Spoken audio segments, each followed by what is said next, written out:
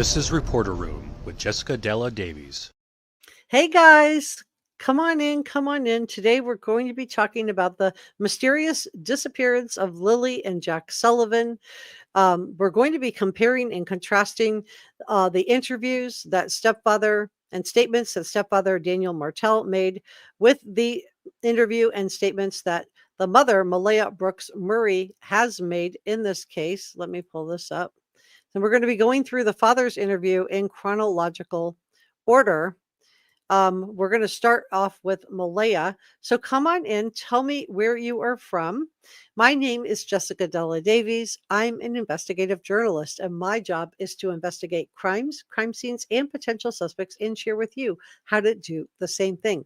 If you have not subscribed to Reporter Room, it's free. So please subscribe.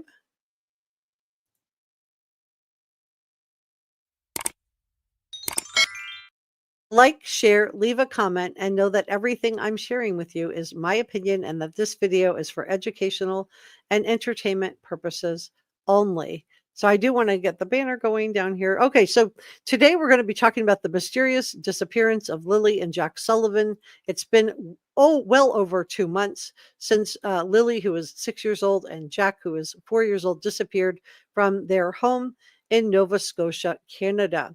And we're going to be talking specifically about the stepfather, Daniel Martell's statements, and the mother, Malaya Brooks Murray. And we're going to be going through Daniel Martell's statements in chronological order. We're going to start talking about Malaya, though, because she's only given one full interview. She called law enforcement. Law enforcement arrived minutes later. They did an extensive search for Lilly and Jack, including drones with infrared capabilities, search dogs, hundreds of people doing circular grid searches, extending 8 square kilometers around the property. Divers scoured the waterways, and hundreds of hours of video surveillance was collected by the Royal Canadian Mounted Police, and nothing of note was found except a boot print and a blanket. The blanket is reported to belong to Lilly. So we're going to go through Malaya's initial interview, and then we're going through all of Daniel's interviews in chronological order. We're going to be looking for all the information that we can glean from this information, from this. So come on in. As hopeful as possible. I want them home. I want to hold them. And I want them home. What happened was we woke up. I heard them playing in the next room beside us. And I was drifting in and out of sleep. And they're not the type of kids that we tell them not to go outside on their own. We always make sure that we're out there with them, watching them. And they happen to just get out that sliding door, and we can't hear it when it opens. And they were outside playing, but we weren't aware of it at the time. And the next thing we knew, it was quiet. And we get up, and I tell him. So my sourcing on this is Hunter's True Crime. He's a new YouTuber, so give him a subscribe. My partner, Daniel, I tell him, do you hear the kids? And he says, no. And he's, pointing out some of the inconsistencies that he sees in this. And he says, no. And we get up instantly. We're looking outside. We're looking everywhere, yelling for them. And I instantly just call 911. I just had the instinct I needed to call. They're both really go-lucky. So this is Lilly and Jack. All right, so let's go through Daniel's statements. So Daniel Martell was with the children's mother, Malaya. They had been together for over 2 years, I think nearly 3 years. They moved into a trailer on his parents' property. He and Malaya had a child together, a 1-year-old named Meadow.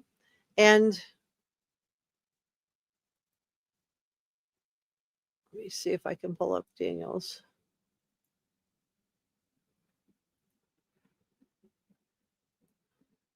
And this is also Hunter True Crime. And so if you haven't subscribed, please do to Hunter.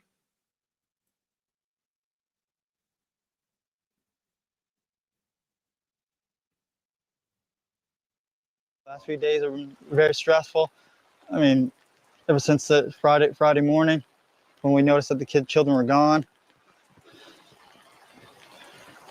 Immediately jumped in the vehicle, surveyed all the areas, many dirt roads, many culverts as I could, and waited for the police to get there. And as soon as I noticed they weren't there, I immediately jumped right in the vehicle and surveyed all the area, every dirt road, every culvert that I could find. As soon as I seen they were missing, I jumped right in the vehicle and I did every dirt road and searched every culvert. The very first day I wasn't around very much because I was just searching. I was running through the woods, screaming their name till my throat hurt. Jack just absolutely loves bugs, dinosaurs, and anything like that. But Lily loves girly things, but she also loves doing everything with Jack, bugs. They're like best friends, not just brother and sister. And Jack just absolutely loves bugs, dinosaurs, and anything like that. But Lily loves girly things, but she also loves doing everything with Jack, bugs. They're like best friends, not just brother and sister. You know, they took their boots. That's pink boots for Lily, blue boots for Jack with dinosaurs on them. Lily had her backpack with white, and it was white with strawberries on it. I imagine now if they're in the woods that it'd be probably brown, but I don't see them carrying their backpack. I don't see them keeping a pull-up on for that long after it got soaked from the very first day. We only found the 2 boot tracks outside of the house. Whereabouts? Right beside the house, probably 10 feet away from the backyard. In the backyard, okay. Nothing new other than the helicopters are still in the air, and they had dogs. They took around the dogs today, and as of last night, they had 8 more drones going on with infrared. I urge the public to come out if you have anything, come out as fast as possible and get it to any detachment or any police service that you have available to get to talk to. So in my opinion, I have found when I've looked at Daniel's statements that they are very, very consistent. I have not seen, I know some people feel like they found him to be very, very suspicious. I am not seeing that. I have found him to be very, very consistent in the way that he talks about it. There has been some finger pointing on the part of Malaya where she left Daniel. She left the property. She changed her Facebook status to single. She blocked Daniel Martell on Facebook and reportedly has not spoken to him since. A lot of people feel like maybe it's because, you know, Daniel had something to do with this and Malaya knows it. But Daniel has never been charged with anything. He has spoken with police. He did take a lie detector test, and he also gave them his cell phone. Now, we have had other people, like, for example, in the Stephen Stearns case, where he turned over his cell phone to law enforcement after he set the phone back to factory settings twice. Now, I don't know what condition law enforcement got the phone from Daniel Martell. It may have had absolutely nothing deleted off of it. We know in the Chris Watts case, too, NICHOL KESSINGER only turned off her cell phone after she tried to destroy her, or turned over her cell phone after she just tried to destroy her SIM card and deleted all kinds of images and text messages with Chris Watts. But so I don't know if Malaya knows something or if this is just a way on her part. Let me know what you think to keep from having to be accountable. But Daniel said my mother had to kick some people off the property because they were saying that I did it and I had something to do with it. And I'm the only one here fighting for them, which is sad. He said, I'm feeling terrible like just the last few days. It's just me on my own with my family out there. I don't know why she left. Well, but we have learned that he can see Meadow, but only with the supervision of what is the equivalent of Child Protective Services in Canada, and that Daniel does have 2 other children in a prior relationship, and he doesn't have access to those children either. So it does make me wonder if there have been either accusations made that are true or accusations that are false. But I do think it's interesting that he doesn't have access to any of his children. Now, both Malaya and Daniel say that they were in bed the morning that Lily and Jack disappeared. They suggest that Lily and Jack went out the sliding door. They both have mentioned that the door is silent. Both parents suggest that the children will, quote, talk to anyone and would be easy to take, but we have no evidence of an abduction. The only other evidence that the Royal Canadian Mounted Police have been pretty clear about from the beginning is that they do not believe that Lily and Jack were abducted. So why don't the Royal Canadian Mounted Police think that an abduction could have taken place? And I do think that there has to be a reason. They have to know why they don't think that this was an abduction. And so if there was neglect involved in Lilly and Jack disappearing, and remember, there was reportedly a case, a CPS, they have a different name for it in Canada, type case that was opened into Lilly and Jack prior to them disappearing. And so a lot of people feel like that would be a motive. Now, an article from the St. Albert Gazette reported that Daniel did hear the sliding glass door open and close. So that's interesting. Daniel has also said that he was in the bedroom with his partner and that their baby Meadow was with them. He last saw Lilly and Jack on the morning of May 12th. Now, we've heard that he only saw Lilly and that he just heard Jack. Daniel recalled that Lilly was wearing a pink top and had poked her head into the bedroom prior to departing. And minutes later, he heard the sliding door that leads onto the backyard open and close. And Daniel has estimated that within a quote few minutes, he set out to find the children. But I don't really see how far a 4-year-old and a 6-year-old would be able to get, in my opinion. Let me know if you have a different take on it, of just going through those back roads. Now, the province is offering a $150,000 reward for information about the disappearance of Jack and Lilly. And anyone who has information on the disappearance of Jack and Lilly is encouraged to call the Rewards for Major Unsolved Crimes program at 1-888-710-9090. That's 1-888-710-9090. So let's continue on going through this together. We were searching. We covered everywhere possible. Even in the first day, we did. Even with me running through the woods, I was ahead of the helicopters and ahead of the drones and stuff like that. Screaming loud as I can. Just until my throat hurt. Running through water that was up to my waist. And as soon as I got back, I wasn't allowed back in the woods until a man dressed in military outfit said I could go back into the woods. I hate being wet and cold. So they immediately would have came right back into the house. The only 2 prints are right beside the house facing the road, and then that's it. Just waiting and waiting for them to come home. And I do see anguish in Daniel's face when he's talking. I do feel like there's genuine emotion. Unlike I know people have compared him to Chris Watts, but unlike in the Chris Watts case where the affect of so Daniel could just be, better actor, but he could also just be telling the truth. I mean, I think that he's done everything to show that he's cooperating with law enforcement. And although Malaya sounds like she suspects him, a lot of people feel like, well, maybe Malaya is targeting Daniel in this to cover her own negligent behavior with Lilly and Jack. I mean, we know that Lilly and Jack were both kept home from school because Lilly had a cough.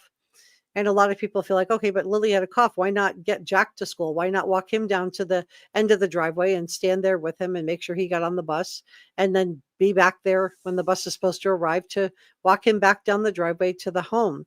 Because for those of you who have seen the house, the backyard looks very nice. And let me pull that up for you. Very nice, very great place to play. But I don't think the same can be said about the front yard.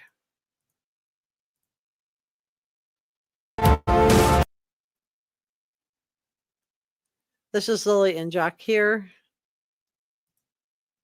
But I just want to show you guys the yard. So this is the house. And you can see here the trailer. This is where Daniel, the trailer with a white trailer, and the closest to you, that's where Daniel Martell and his partner Malaya Brooks Murray lived with Lilly, Jack, and their daughter that they had together, Meadow. And then his parents, kind of similar to the Summer Wells case, lived in this camper, separate camper also on the property. But you can see the backyard looks fenced in. It looks like a really fun place to play. I think that, you can see the playhouse here with the slide. There's a chicken coop. I think that Lilly and Jack would have had many hours of great fun playing. But the idea of what Malaya tells us, which is that she always watched Jack and Lily when they were out in the backyard. I don't think makes any sense in light of the fact that they did have a 1-year-old.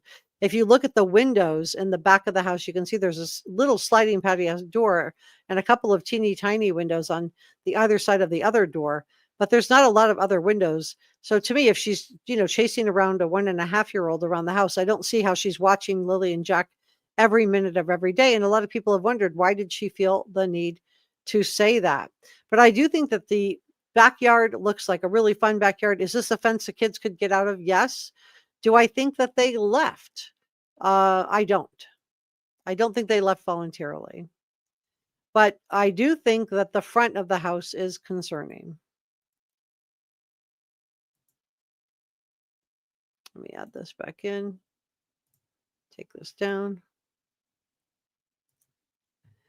So this is, and the waterway in and around the area also is concerning. We know in past missing cases, including the Riley Strain case and the Kylie Rodney case, that it can take time to find children if they've disappeared into a body of water. Now, this creek is not that deep, but for a 4-year-old and a 6-year-old, it's very possible that they could have disappeared into the water and been taken somewhere downstream. Any evidence at all since the first day? It's mind-boggling that nothing else was found. The last of RCMP in the area that I've seen, they were at Lansdowne Lake, and they told me that they scoured the lake, divers, and sonared the lake, and there's no evidence at all. If they were in this area, would have found them. My family's still searching. You said they're flying in someone to do a polygraph test. Is that on you? That's not just on me, but on everyone. That's what I asked for. I asked for that so early on, and there's not many places that do it in Canada, so they're flying somebody in. Why do you think you need to do that? Do you think they don't believe you? I think their side of the family doesn't believe me, and I just want to clear it up for everyone. Clear it up for everyone, not just the people online making crazy accusations. And I do think we have to be careful before we accuse. Just because Malaya is pointing the finger at him, a lot of this could, I'm not saying Malaya did it, I'm not saying Daniel did it, but it could also be a way to distract. And the behavior panel did do a body behavior analysis on Daniel.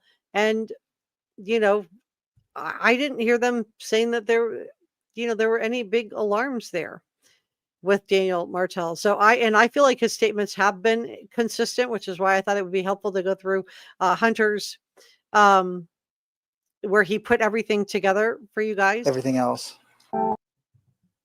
No idea. I had no idea. I'm still searching every day. I'm waiting for information. I have to let them do a lot of their stuff with the aircrafts and everything else, and dogs and searchers. There's a lot of stuff that needs to be coordinated, and I can't just go running through the woods. I want to, but I just can't right now because the searches are so far out. The holding out hope. I don't know why they didn't find anything from Jack's pull-up to her backpack or any of her belongings at all. They just haven't found anything.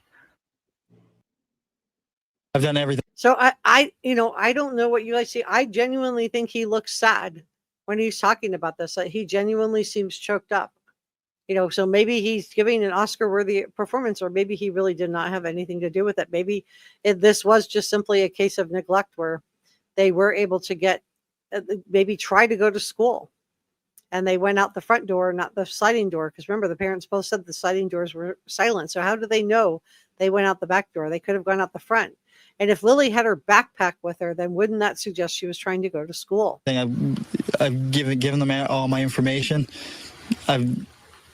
I'm here to find the kids.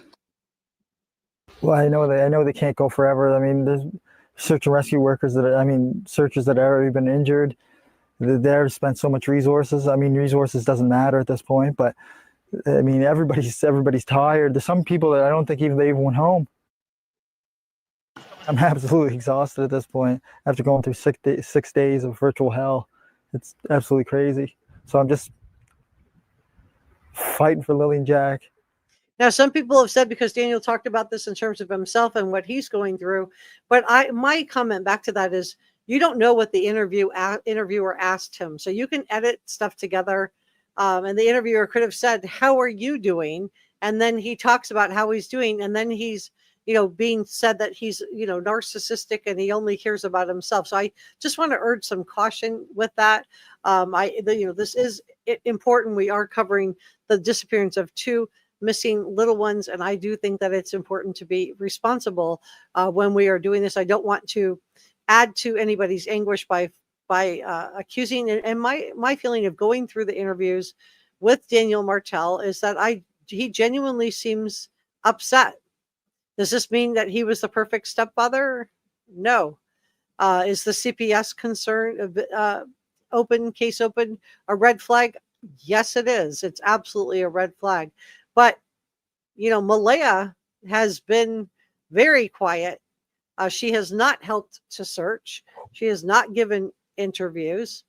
And it's unusual of the mother of a missing child to not come out and advocate for those children. She's just been sitting back very, very quietly, and in my opinion, done a good job of trying to point the finger at Daniel Martell by unfriending him, because a lot of people thought, why early on when your kids are missing would you block him, not unfriend him, but block him on Facebook and change your status to single? Like, what kind of person feels the need to do that when they have 2 missing little ones?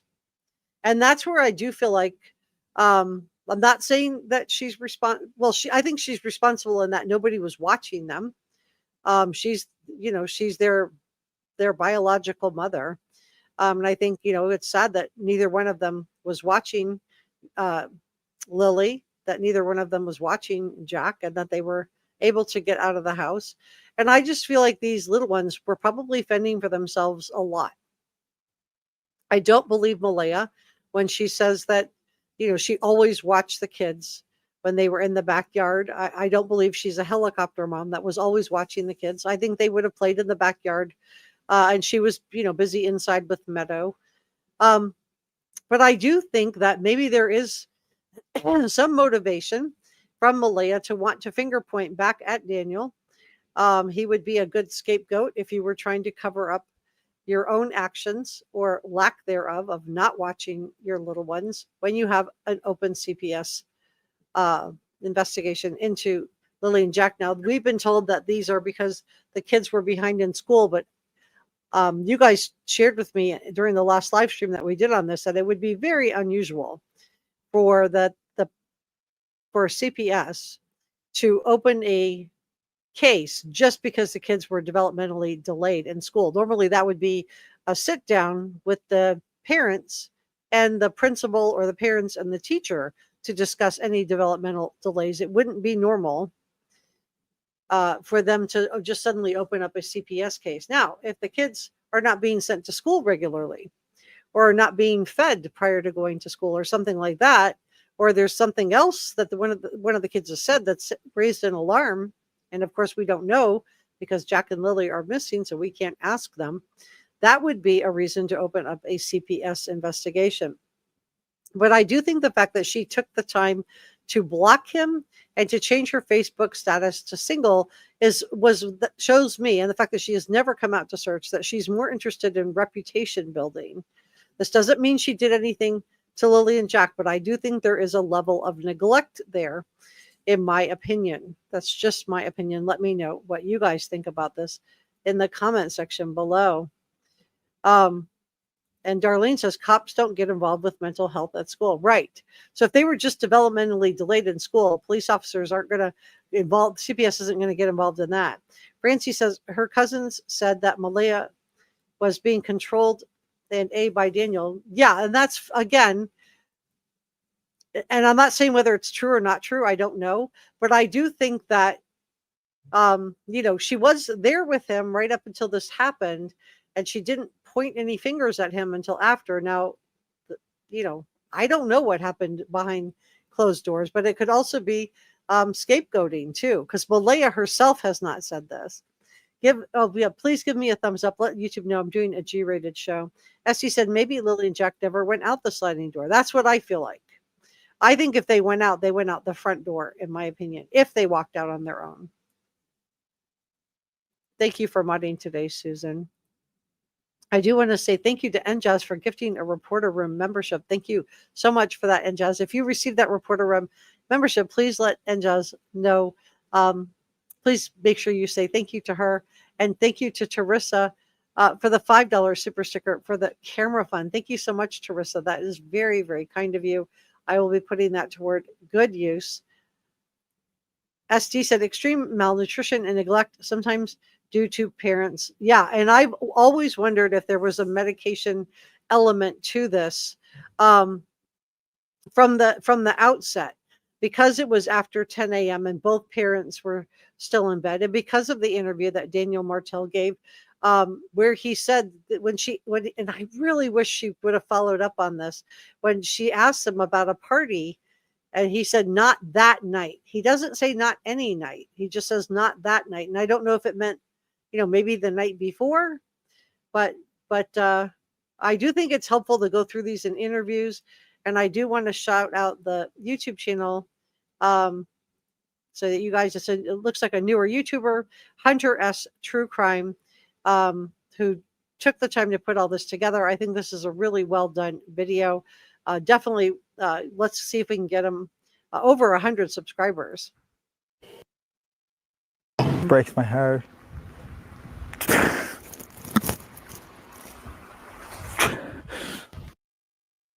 Pure exhaustion at this point. I mean, sadness just turns to anger because there's no answers. And I mean, I don't know if we're ever going to get answers. Bring cadaver dogs. They search for anything they can find. I want as much as they can do. So these are all Me and my family in still go out chronological sometimes and search, order. but everything's been searched that we can really dive into at this time. They have over 12,000 man hours searched in the woods, and they're planning on doing more, which I'm really grateful for. Every day when I wake up, it just feels like I'm reliving a nightmare of May 2nd. But so a lot of people have pointed to this and say, oh, well, he's narcissistic. You don't know, because this interview has been edited. You don't know if the interviewer said, how are you feeling about all of this, which is what I suspect happened. That's just my opinion. the main feelings from sadness have just turned to anger because there's no evidence as of after 1 month. And it's really taken a toll. I know that they're working hard and they're using every resource they have, and it makes me hopeful because that's all we have at this point is this. And you can hear the interview in the back. So you can't hear the questions that she's asking, but I think he's just responding to questions. I know the truth. I didn't kill Lilly and Jack. It's been 6 weeks now since you've seen Lilly and Jack. I just want to ask, how are you holding up?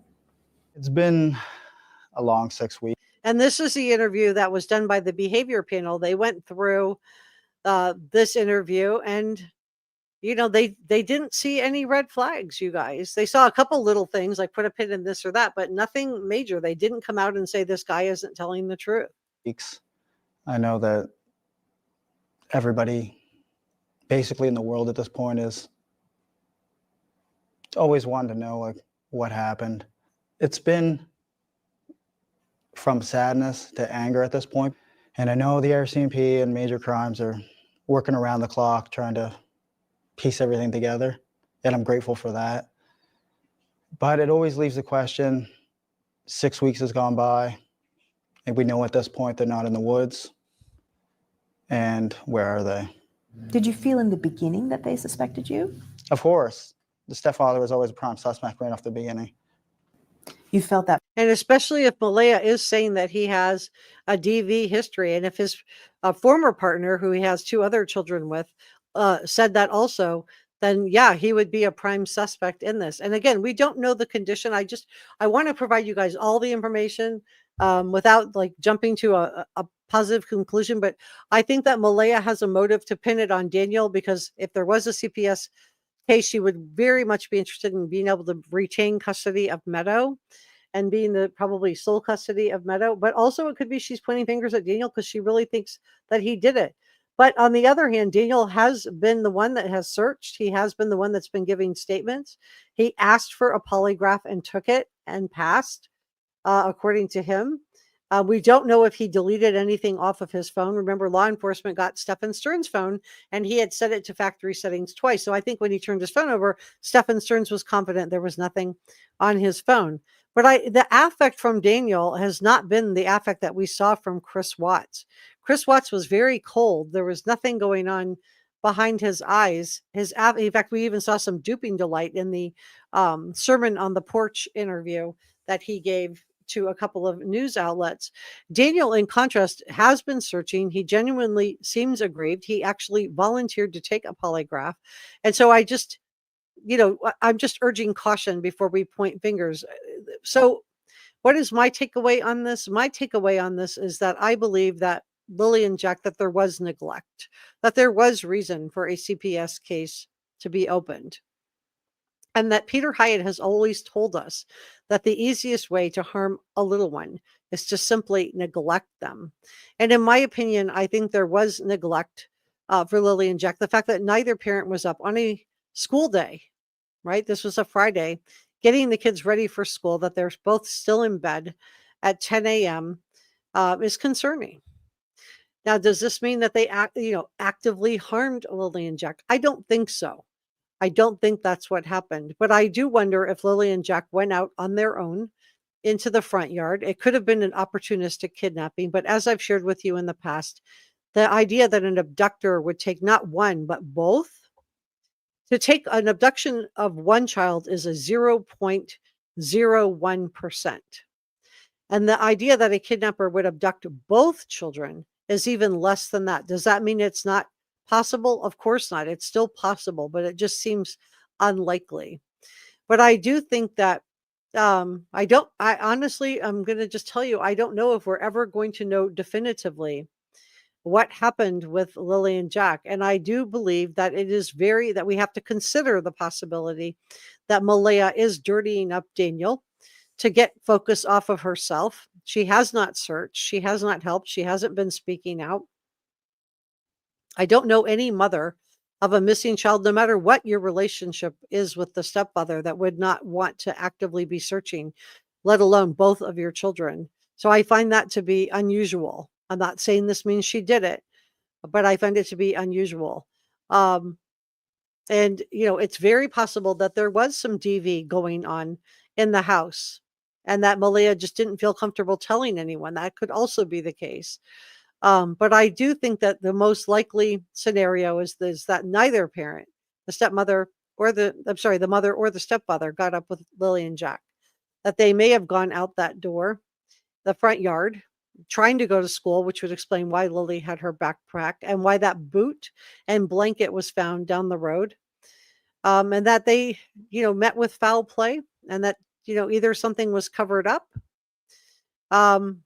And we got this, bizarre story from Malaya about not knowing that they were in the backyard, but not hearing the patio doors and not seeing them actually go back there. And that she always watches the kids. We get, this helicopter mom, which I do not think that she was. Why we got this bizarre story from Malaya, because both Malaya and Daniel would be worried about losing custody of Meadow, and also would, and maybe rightly so, right? Maybe rightly so. Let me know what you think. If you have a different take on it, let me check in with chat. YouTube says, Bad Actor says, I hate it when people accuse the parents. Just the thought of adding that to the worst time in a person's life if they are innocent. Yeah, I agree. And I understand why you feel that way. And I think that we don't know what happened. We just don't know. And in my opinion, this is just my opinion, I do think that the most likely scenario is that it simply was a case of neglect, that these young people disappeared from their home because no one was watching them that morning. And if they tried to go to school, and think about the time of year when this happened too, were the bears coming out of hibernation? I think that's not something any of us want to talk about or think about. But I think we also have to consider that it could just have simply been neglect. Nobody was watching them, and both are pointing finger at the other one, when the truth was that neither was watching Lilly and Jack. Darlene said, if the children were on the reserve, the police would have them by now. maybe. But in the looking at the dense brush that's around the house and surrounding the property, I think we also have to consider the fact that search dogs would not have been able to get into the bushes very easily. And that in the case of the Kylie Rodney case and in the case of the Riley String case, it took time for them to recover Riley and time to recover Kylie. And they had searched, the police had searched the lake, and Kylie was right there the whole time. She was right there, 100 yards away from where she went into the water with her vehicle that was inside a car, and they missed it. So I think we have to consider the fact that this could have been missed. Shelley says, sometimes perps find it easier to abduct too. They would cooperate and feel more threatened. That's possible. I do believe that she has a lineage that goes back to being Native Canadian. Kelly, that's what I think happened. Under Your Scar says, I'm sure if they know she's on the reservation with mom, they watch like a hawk. However, being in Canada, the Royal Canadian Mounted Police are not great in many cases. I mean, I think they've done everything that they could do. The only thing that I could say that would be like anything that wasn't maybe done as quickly as it could have been would have been, getting the trail cam footages sooner and maybe interviewing all the other people in and around. Because if this was an abduction, then I don't want to rule anything out at this point. I feel uncomfortable just saying definitively this is what happened because we just don't know. But if this was a stranger abduction, and again, a stranger abduction would be 0.01%, and for both children would be less than that, but it's still possible, then to me, it wouldn't be probably a complete stranger in this rural of an area, and more likely this would be somebody within their circle. So maybe not directly in the circle, maybe not a family member, but maybe a friend that fixated on one or both of the children, or a friend of a friend that fixated on one. She is Mi'kmaq. Thank you for sharing that, Darlene. Francie says, Daniel said in an interview that he did all of the discipline and that Malaya doesn't discipline the kids. And I don't know if that's a good thing or not. I guess it depends what that means, right? The fact that there was a CPS case, is concerning. Kelly says, oh gosh, Kelly, I'm so sorry for your loss. I am so sorry. I lost my son. They are not acting like grieving parents. I'm sorry for your loss, Kelly. I truly am. Zero says, thank you to you, Darlene. YouTube says, I'm sorry for your loss, Kelly. I hear you. Darlene says, the Royal Canadian Mounted Police are not great, but unlike the movies, they do go on the res here. Yeah, I mean, I think they've done everything that can be done. I don't know. I mean, I feel like they are actively investigating. I think that you guys have been, a big part of that and keep helping to keep the name out there. So sorry, Kelly. Under Your Scar says, the reserves have their own laws and you must abide by them. Barbara says, that whole story about the First Nation hiding the children is I agree. The whole community isn't going to break the law and allow volunteers to search for days. That's the story. Yeah, I agree with that. I didn't platform Derwin, and I haven't really platformed any of his interviews because I also think that that's just ridiculous. I think that if anybody had the children that, was related to Malaya and related to Daniel, or would have absolutely come forward at this point. I don't think they would have let this go on for 2 months. So I agree. Trina said everyone grieves differently. Exactly. Thank you so much, Enjaz, for modding today.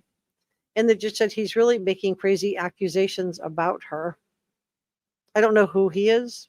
Mi'kmaq, thank you, Under Your Scars. Darlene said, yes, they do go under here in Nova Scotia. The police do go on the reservation. Thank you for the thumbs up, Kelly. Barbara says, apparently there is a Royal Canadian Mounted Police detachment on the nearest reserve. So I don't think law enforcement would have just ignored the fact that I think they would have investigated and definitely wanted to rule out. And no charges have been brought against either Malaya or against Daniel Martell. So I think that, I think I'm urging caution. I think if anything, this is either the kids went out the front door in an effort to try to catch the bus and no one was watching them. And nobody was walking them to the bus stop, and it was an opportunistic abduction.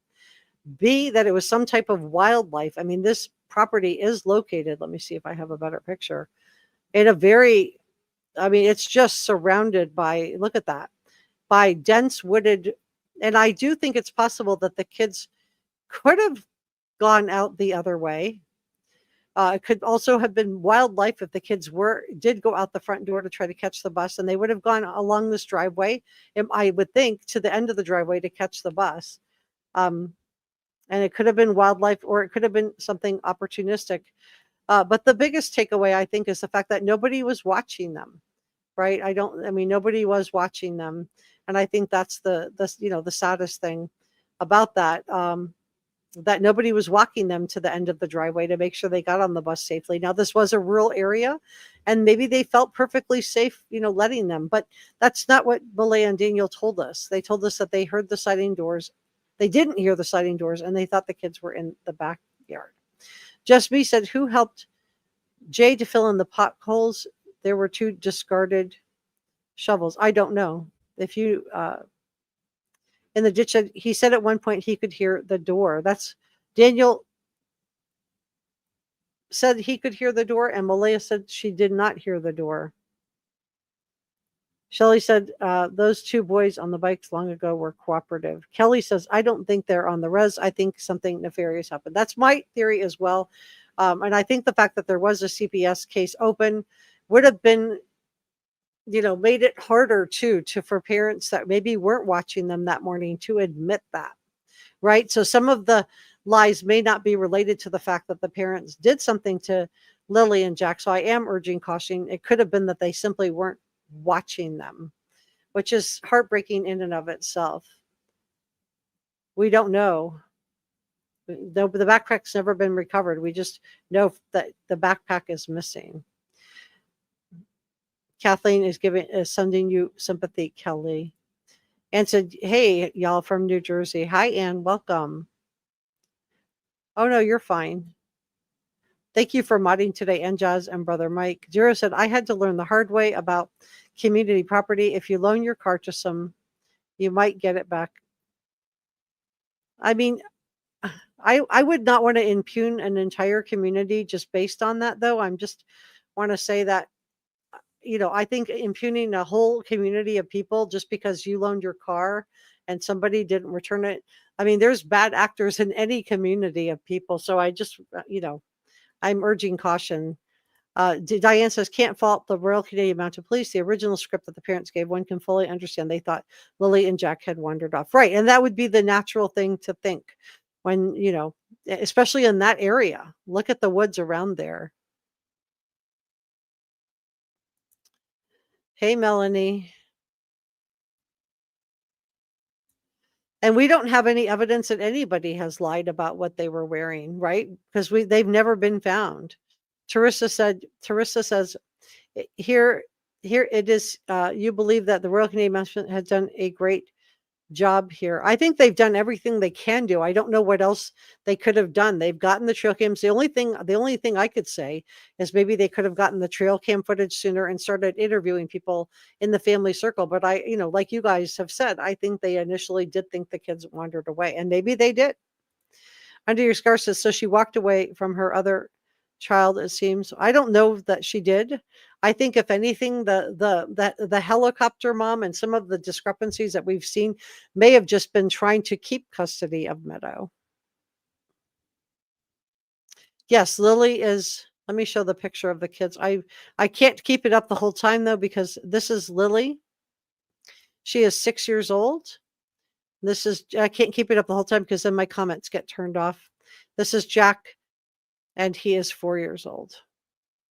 I wish I could keep the photo up. I've done that in the past and then gotten into a little bit of hot water for doing that. So I will just show their pictures. Barbara said, "Isn't it sad? It's sad, isn't it? No one made them breakfast and saw them to the bus, and we heard nothing about the night before, dinner, bath, bedtime story. No, we haven't."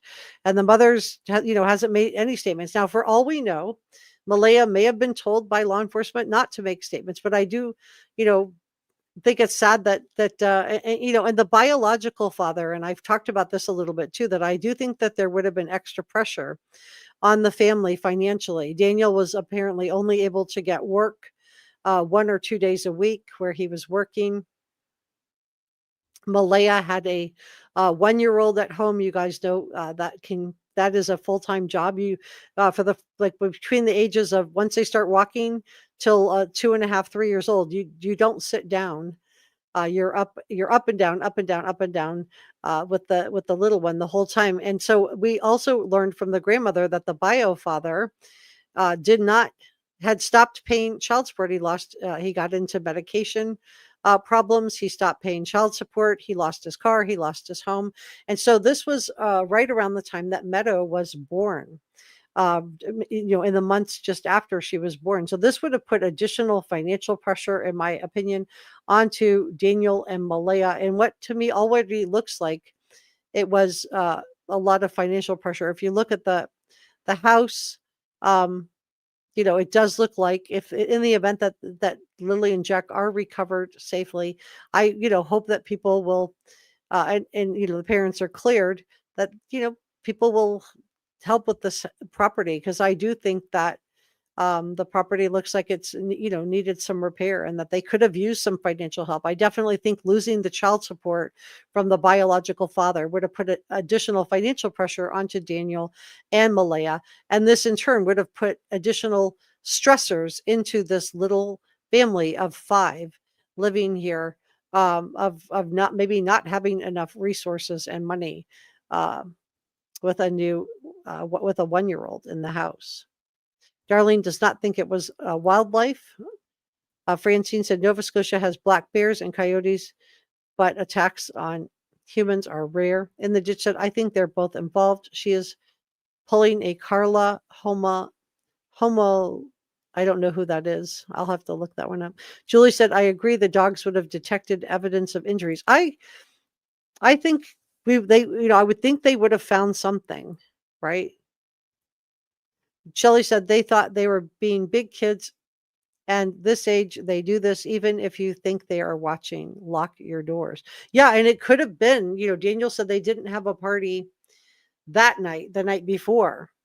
This doesn't mean they didn't have a party the night before that. So did someone in their circle of friends become infatuated with either Lilly or Daniel? This is how some of the kids. What was the little girl in Australia's name?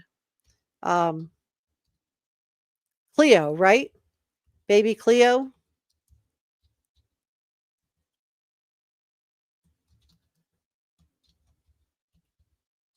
Let me see if I can find that. Yeah, let's look at this. So this is what happened. So, at this point, I'm not ruling anything in or anything out, because we just don't have enough information. And you're right, there are bad actors everywhere. So in the abduction of Cleo, she was taken by someone. A lot of people thought that her parents had something to do with it. And there was a lot of finger pointing going on. This happened in Western Australia. And Cleo, they were camping. They were out camping, and it was her mother, and I don't know if it was stepfather, but she wasn't recovered for 18 days, and this is like extremely rare. But she was abducted out of her own tent when she was camping with her stepfather, Jake Glidden, and her mother, Ellie Smith. So there was a stepfather in that, but he didn't have anything to do with it. And after Cleo's disappearance, but again, this child was removed from the tent. So while the parents are sitting in front of the tent, this guy slit a hole in the back of the tent and slid out a sleeping Cleo from the family's tent around 8 p.m. But Ellie had said that they had gone to bed in the family's they went to bed at 8 p.m., woke up early the next morning at 2:30 a.m. asking for water, went to sleep. But when they woke up at 6 a.m., so between 2:30 a.m. and 6 a.m., they had discovered that Cleo and her sleeping bag were missing. And so they were inside their tent with their daughter, and he slid her out. And this was someone that was not friends with the family, but had actually become infatuated with Cleo on social media. And his name was Terrence Darrell Kelly. He was a 36-year-old man who was subsequently taken into custody after a car he was driving was stopped by police. And after being and Cleo was found safe. They found her safe in one of the rooms. She was reunited with her family, and at the Caravan Hospital. And her mother noticed that Cleo's hair had been cut and dyed. So he had kept her for 18 days. And it's just a miracle that law enforcement recovered her safely. And that's where I just want to say, when you think back on this, that's why I'm just urging caution and just saying, we don't know for sure what happened. I do, think that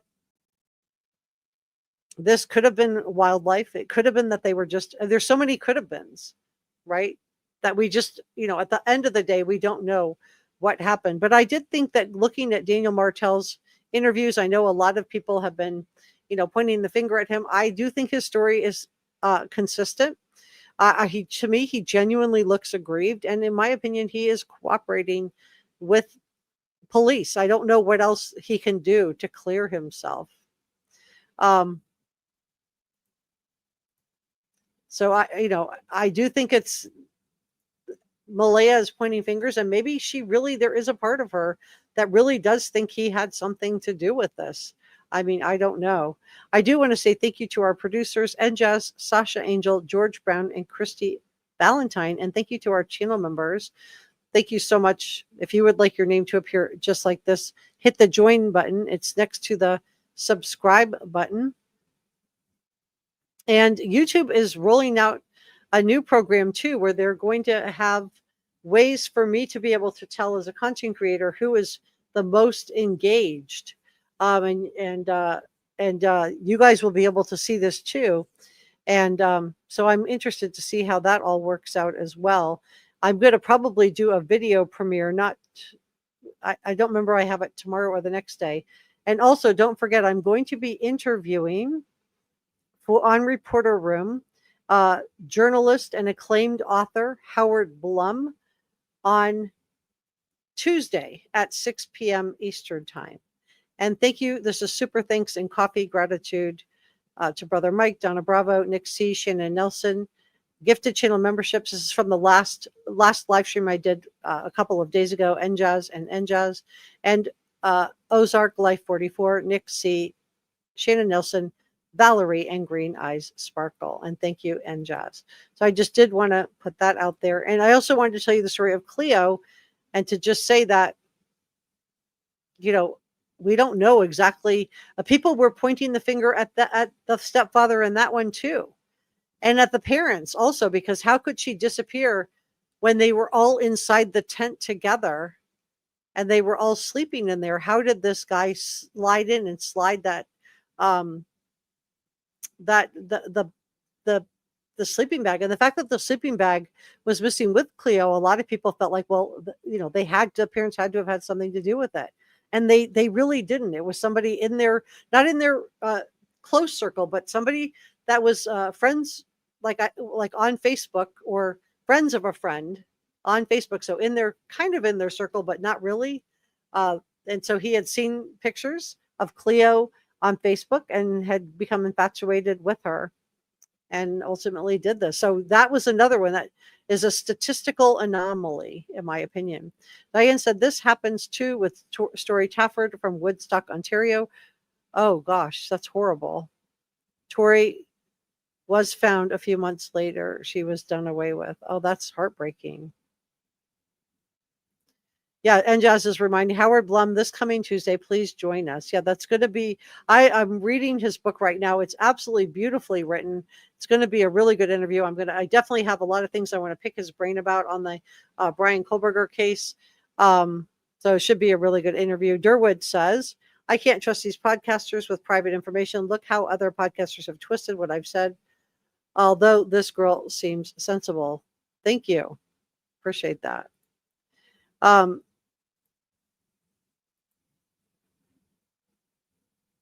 And Jazz says, I try to not dive into the drama, and I try to be fair about this. If I think somebody really did it, I will say so. In this case, I don't feel that way. I just don't. I don't think that, to me, most likely, this is the most likely scenario, is that it, was simply neglect.